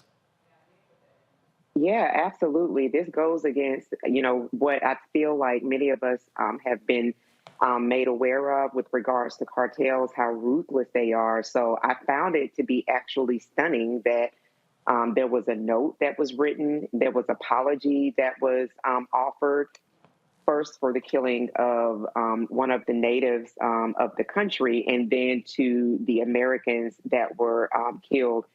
But I don't know, I'm startled because, I'm just thinking, like, I was just in Mexico a few months ago. So, against kind of some of the things that we think about, and having not, as Dr. Nola Haynes has shared with us across social media, did not look at a travel advisory as I would have years prior when I was traveling heavily internationally. It really did give me pause with regards to any further travel to Mexico. So I would, not on behalf of, but just really lift what Dr. Nola Haynes has offered us by way of social media, in that if any of us are going to be doing any travel specifically out of the country, to please look at the State Department's travel advisories, just so we could have an awareness of what's happening. But definitely, these four people that were traveling together should not have sustained the trauma and the death that they did sustain. Particularly, it seems like this event happened in broad daylight, and that also led me to think about, what did people think was happening when they saw people effectively being kidnapped and traumatized in broad daylight? If you're in Mexico, you do not pay attention. You keep it moving. Reese, what's interesting is that there was supposed to be 5 people. One of them got held up because of paperwork. I'm sure they're thankful for that. Right. I mean, as Erica just stated, there are travel advisories out there, and this is not to victim shame or anything like that, but we do have to be mindful of the regions. Even within countries, there are varying degrees of safety hazards. Some areas in Mexico have a crime and kidnapping advisory as opposed to just crime. So, but I do think that the whole focus, and you haven't made this focus, but others have, on the issue of one of the young ladies going there for a tummy tuck. That's irrelevant. A tummy tuck is not a death sentence. And, it just is, to me, I think that veers it into a sleazy way of victim shaming. The reality is this was a brutal, ruthless killing from the cartel. And this whole turning over of these alleged assailants, is nothing more than a strategy to avoid severe military intervention. That's what they're trying to do. So this is about self-preservation, not about a moral code of ethics. Folks, let's talk about Memphis. More than a dozen Memphis Fire and Police Department employees have been charged or fired nearly 2 months after the fatal beating of Tyree Nichols. The Memphis Police and Fire Department have conducted administrative investigations to determine whether employees violated department policies. Additional footage of the horrific January 7th beating, still yet to be released to the public, has resulted in some actions against several police employees. 7 were fired, 3 were suspended, and 1 retired before a hearing could be conducted. Directly following the death of Nichols, 5 police officers were fired and criminally charged, and 2 were relieved of duty. 4 Memphis Fire Department personnel have also been charged as well. That goes to tell you right there, Greg, again, how expansive this is, where it wasn't just those officers involved. It was a wide and deep in the Memphis PD and Fire Department. Absolutely, Roland. I mean, the 2 stories that you just covered, including this one in Memphis, Tennessee, and the one previously from the state of Tamaulipas, which has a border that abuts Texas, the United States, are not unrelated. What is the relationship of government to the people who live in a state? And by a state, I mean an organized community that has rules and the rule of law. Certainly in Mexico, a place with over 130 million people, that it has very diverse regions where there have been breakdowns in government and where there's been almost a truce for decades between the drug cartels and parts of the federal and state governments in Mexico. You see a situation where the state in many ways has failed to be able to contain criminal behavior. In Memphis, Tennessee, and many places in the United States of America, particularly where our people live, you have situations where the state has engaged in its own criminal behavior, thrown the rock, and hidden its hand. In the case of Mexico, it's easy to kind of zoom out and accuse an entire country of being a rogue place where there is no rule of law and the criminals have taken over. But what do you do when the criminals are wearing the badge?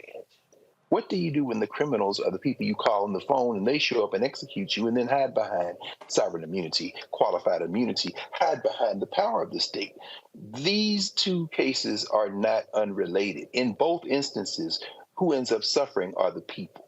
In the case of Mexico, the people cry out to the state for help and intervention, and the state has proven in many ways to be incapable of rolling back the criminality. In the United States, in the city of Memphis, the people cry out for justice, and these concessions, these dozen or so have been fired, are a tiny step in the direction of justice. But never forget that criminality can wear a badge and criminality can be someone without a badge. But either way, the people have the power to transform the state, but we have to be organized to do that.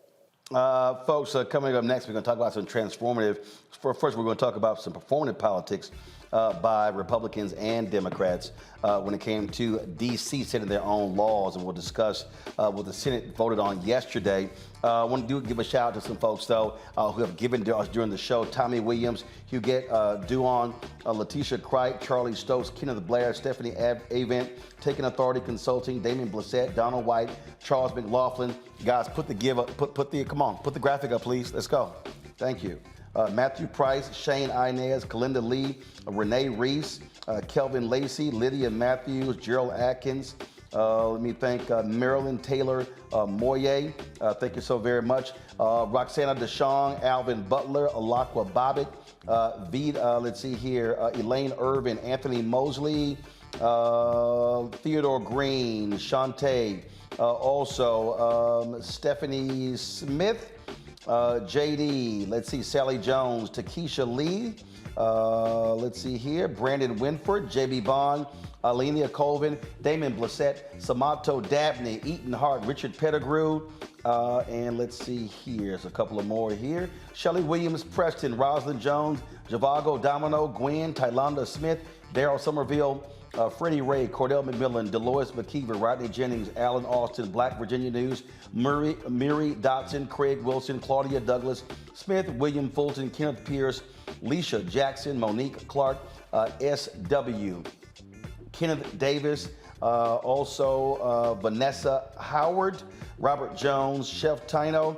Fern Clement, Sandra Hill, Lakeisha Moore, Sue Horton, William Rogers, Lisa Hall, Jeffrey Carter, Nicole, Gator Bait, William Rogers, Cass Rivers, Shannon Gray, Charlotte Gresham, Carla Sutton, Carl McKenzie, Zelma Hall, Francis Mitchell, Patricia Dennis, Mark Abrams, Ann Williams, Anita Parham, C. Rivera, Cecily Bennett Allen, Hassan, Bobby Anderson, Andre Wilson, Kim Elliott, Shirley Williams, Robert Brown, Kimberly Bailey, Maya Cameron, Shermonica, Scott, Tiffany Told. I want to thank all the folks who gave. Send check and money orders, P.O. Box 57196, Washington, D.C. 20037-0196. Cash App, $RM Unfiltered. PayPal, R Martin Unfiltered.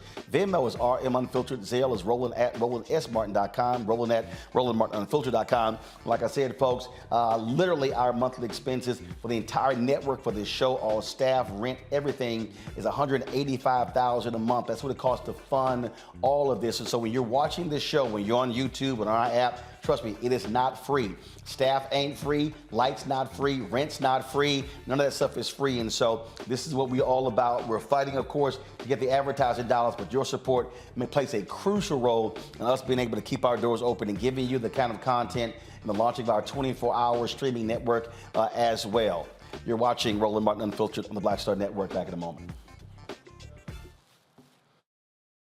On the next Get Wealthy with me, Deborah Owens, America's Wealth Coach, we've seen the headline. Major tech companies laying off. Google, Facebook, Twitter, just to name a few, and tens of thousands have been laid off as a result. On the next Get Wealthy, we take a look at what it means to recession-proof your career in tech. Joining me will be Kanika Tover, and she's going to be sharing exactly what you need to do to turn anxiety into achievement. Shifting our mindset to thinking that only opportunities exist in big tech is something that we're going to have to shift fast, because there's so many opportunities that are out there that we have to change the way we were thinking about our careers. That's right here on Get Wealthy, only on Black Star Network. On the next, A Balanced Life with me, Dr. Jackie, just who do you think you are? And maybe more importantly, who is it that you think you're trying to please? The answer to that second question is really wrapped up in the first. Think about that. Being the true, authentic you, no matter the circumstance. But we learn the art of forgiveness, not only of forgiving one another, but forgiving ourselves. And we also learn how to love ourselves so that we can love each other. That's next on A Balanced Life, here on Black Star Network. Pull up a chair, take your seat. The Black Tape with me, Dr. Greg Carr, here on the Black Star Network. Every week, we'll take a deeper dive into the world we're living in. Join the conversation only on the Black Star Network. Hi, I'm Gavin Houston. Hi, I'm Carl Payne. Hey, what's up, y'all? It's your boy, Jacob Lattimore, and you're now watching Roland Martin right now.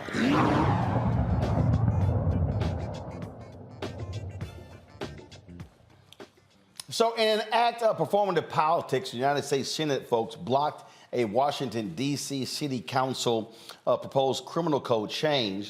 And remember, the City Council already said they had actually pulled it back.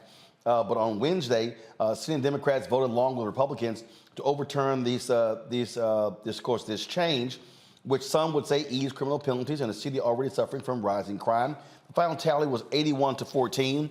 You had lots of Democrats, Greg, who wanted to prove that they're tough on the crime as Republicans. A lot of these floor speeches were a joke, listening to individuals. I mean, there was one guy from North Carolina, Tom Tillis, who was complaining about, the impact of this on carjacking when his own state does not have a specific law dealing with that. There was so many of these people who were just full of BS, and most of them had not even bothered to talk to folks in D.C.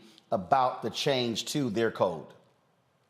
No, Roland. In fact, you know this better than I do, brother. Many years ago, I think it was Itabari and Jerry wrote a book called The Last Plantation. Washington, D.C. isn't the last plantation, the Virgin Islands, Guam, Puerto Rico. But Washington, D.C. in many ways is certainly the most offensive plantation in the continent, on the actual North American continent, because the people don't have self-governance. As you said, the city council chair, I think Phil Mendelssohn, they tried to pull the bill back, but that was performance theater. 81-14, the United States Senate voted against this D.C.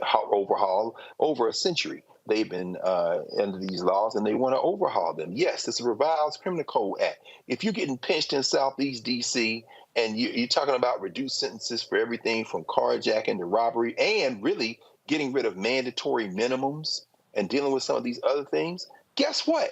You should be able to do that if you have voted in an election. A minute ago, finally, Roland, you mentioned the fact that there are all these local elections about to go on. In Virginia, the whole legislature is up, the state legislature. Wisconsin, that Supreme Court case that is going on there, Supreme Court justice being elected there. Louisiana, Kentucky, and Mississippi, you got gubernatorial elections. Well, those people, regardless of the outcome of those elections, can say we participated in the political process. What does it mean to live in a city where you vote and your elected representatives say, we're going to ease the burden on some people who get caught up in a system because we don't want to have crime either.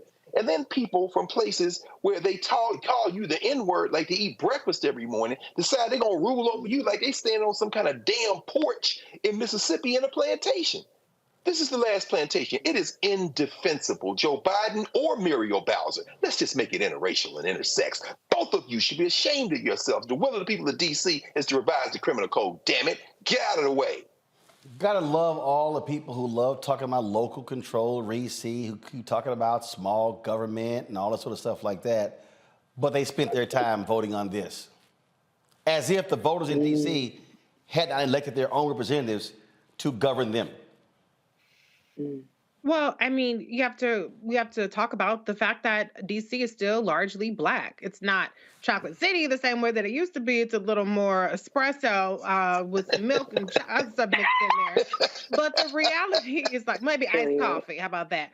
But the reality is that one of the prevailing notions of the Republican Party specifically is for Black people to not have full civic involvement, and so the Democrats got this one wrong in terms of joining in on approving this resolution. Now, the resolution had a veto-proof majority, but they need to stop the fear of being painted as easy on crime when the reality is it doesn't matter if you put 300, 400,000 more cops on the street, they're still going to paint you as being weak on crime. So this was a chance to really put your money where your mouth is with very little, blowback. But it's obvious that their fear of reprisal from Black voters is not as much as their fear of reprisal from white voters who want to believe that the Democrats are soft on crime.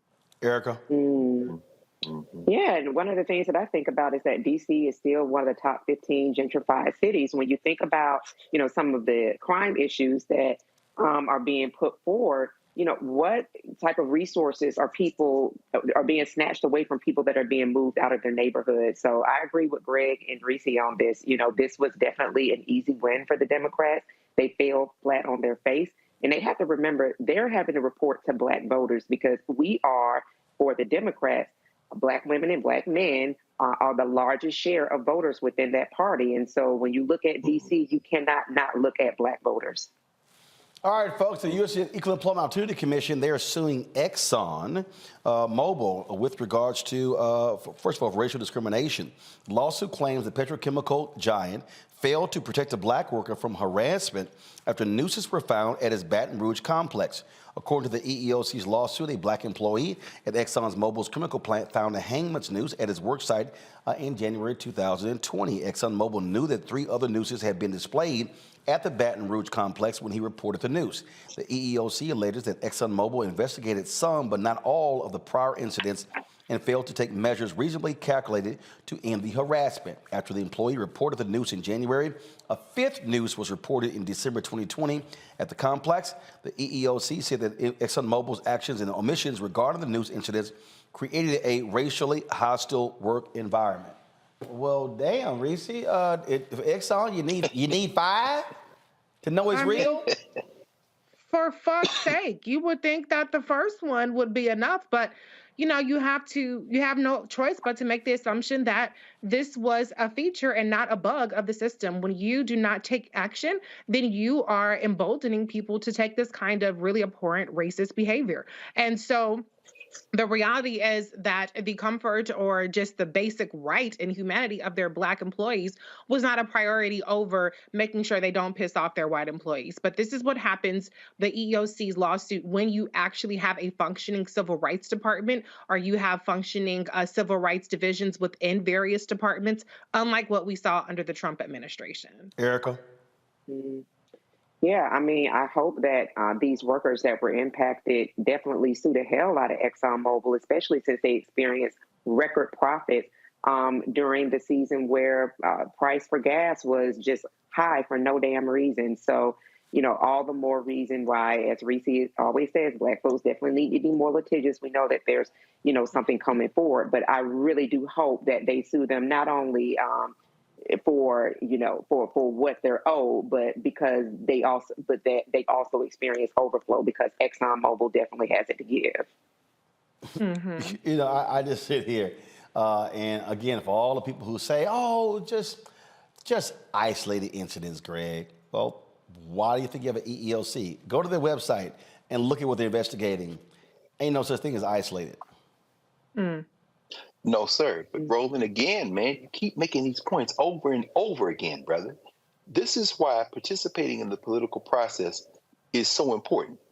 Title VII of the Civil Rights Act of 1964, which deals with employment discrimination, has been widely interpreted differently by different people depending on their politics. Nooses have been appearing as kind of proxies for everything from racial discrimination to intimidation at the workplace for decades. In fact, shout out to one of my students at Howard Law School, Alexa Walker, who was actually writing a paper about it this semester. We just talked about her paper last week. We were talking about employment discrimination, and she's writing about nooses. In fact, you might run into, again, talking about the federal bench, a district court judge who might say, yes, this noose was a threat, was seen as a threat leading it there. But if you can identify the people that did it or the workplace that enabled it, this could be seen as an instance of personal animus rather than racial animus. Now, this has happened when you find, for example, somebody who was threatening somebody by calling them the N-word, or and then they say, okay, well, they didn't call you that because they're racist. They call you that because they ain't like you. A noose is a lot more difficult to nuance because you're clearly trying to gesture toward this idea of lynching, of violence against Black people. But there are judges on the bench, and let's take a guess as to who those judges were appointed by, who might interpret the noose not as a racial threat, but as an attempt to intimidate that you have to demonstrate racial animus in terms of individual intent or structural intent as it relates to an employer to recover from. It's fallen on both sides. It isn't as simple and plain and open and shut as getting a monetary damage recovery or having some form of injunctive relief. It isn't that open and shut, which is why I agree with you, Reese. You've got to have an EEOC who is willing to go to battle with these folk, because sometimes it's really a case of who you get on the bench to decide whether or not you're going to get some relief. Do want to do this here. So the New York Times is reporting that the Trump lawyers believe it is likely that he is going to be charged in the case of Stormy Daniels. First of all, you have a lot of legal analysts who have to predict this stuff, but this is their story here. Trump was told that he could appear before a Manhattan grand jury next week if he wishes to testify, a strong indication that an indictment could soon follow. The man knows no bottom. The only way to get his attention is to indict his ass criminally. Remember, the lawsuit from Tish James was a civil one where they showed the Trump organization was fraudulent when it came to being tax cheats. And so I'm like, hurry the hell up. Somebody indict this SOB. Reese? Well, it's about damn time, like Lizzo would say. He has been unindicted co-conspirator in the Michael Cohen case for years now. And so finally it's catching up to him. I'll believe it when I see it. But if this is where it's heading, then I'm all the way here for it. It says right here in the article, Erica, such offers almost always indicate an indictment is close. It would be unusual for the district attorney, Alvin L. Bragg, to notify a potential defendant without ultimately seeking charges against him. Okay. I mean, I'll believe it when I see the son of a Klansman in handcuffs or an indictment come down. I mean, Carolyn Bryant is still in somebody's nursing facility free, so we'll see. Greg, it says any case would mark the first indictment of a former American president. It could upend the 2024 presidential race. It would also elevate Mr. Bragg to the national stage, though not without risk, and the conviction in the complex case is far from assured. Absolutely. And remember, we saw Alvin Bragg already on the national stage last year in another situation. But we are in the Easter season, brother. A lot of people have accused you of being a minister, but I know you know the scripture well. So, it's around the time when the preachers start preaching the 7 last words of Christ. Into thy hands I commend my spirit.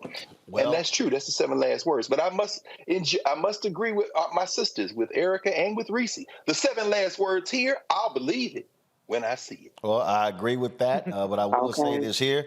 Between Tish James finding them guilty, if Bragg indicts him, and then, of course, the Fulton County DA indicts him, guess what, Trump? You done hit the hat trick with black DAs. Can't wait for it to happen.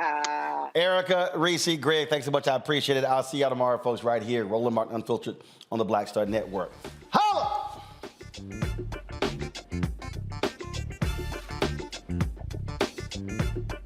Folks, Black Star Network is this. Hold no punches. I'm real revolutionary right now. Support this man, Black Media. He makes sure that our stories are told. Thank you for being the voice of Black America, Roland. Stay black. I love y'all. All momentum we have now, we have to keep this going. The video looks phenomenal. See, there's a difference between Black Star Network and Black-owned media and something like CNN. You can't be Black-owned media and be scared. It's time to be smart. Bring your eyeballs home. You dig? Pull up a chair, take your seat. The Black Tape with me, Dr. Greg Carr, here on the Black Star Network. Every week, we'll take a deeper dive into the world we're living in. Join the conversation only on the Black Star Network. Hi, I'm Dr. Jackie Hood Martin, and I have a question for you. Ever feel as if your life is teetering and the weight and pressure of the world is consistently on your shoulders? Well, let me tell you, living a balanced life isn't easy. Join me each Tuesday on Black Star Network for A Balanced Life with Dr. Jackie.